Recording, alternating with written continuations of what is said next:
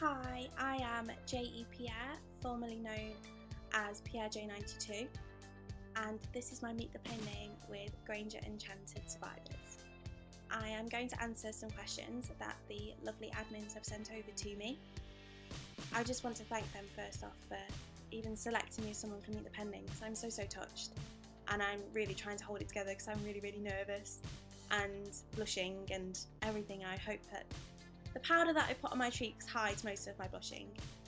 I'm going to answer some questions that, like I said, have been sent to me, and I haven't had a look over them. I've kind of quickly scanned them, but I've not really thought too long about the answers, so I can try and give you the most honest answer that I can provide.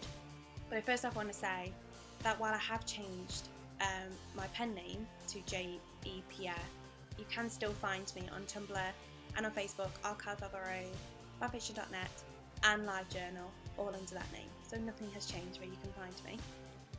So what's the story behind my pen name?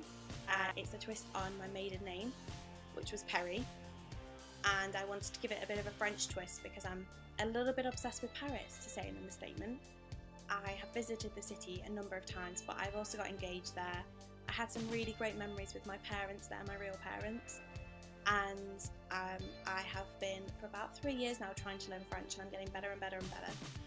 And that's just a little bit of why I wanted to tie that into my name, because it's such a special place in my heart. The J is the first initial of my first name.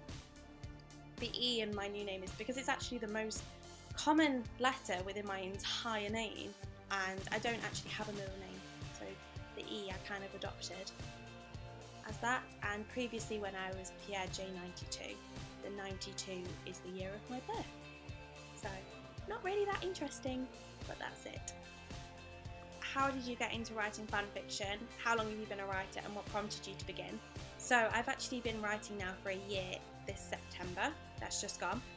I first stumbled upon fan fiction generally in the January before that, and it was on by the off chance that I was on Pinterest and I was looking at Harry Potter things, because Harry Potter is so special to me and I was in such a dark place that I wanted to go back to the world, and I found a link to Clean at the time by Olivia Blake, and I started reading it and following the story, and then from that I was having a look for other works, and I found Isolation, which I read at the same time as Clean, and I just got sucked in and I just started reading all the Draminis that I could get my little grubby hands on.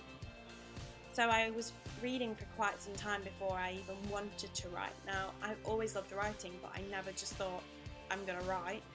But unfortunately, my cousin went through something quite traumatic, and you've read Decisions and you'll know what's happened, but for those who haven't, I'm just gonna leave it if you decide to. But it's my oldest work and it really needs betaing, because I didn't have a beta, as a disclaimer.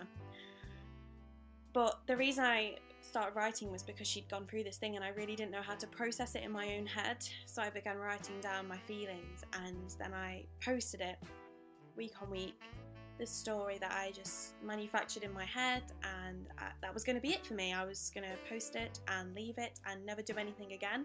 But I actually made friends with 2 people because of that story, and I continued talking to them, and I said about another piece that I was going to work on from a Drabble series that I'd done because of the cursed child, and here I am a year later.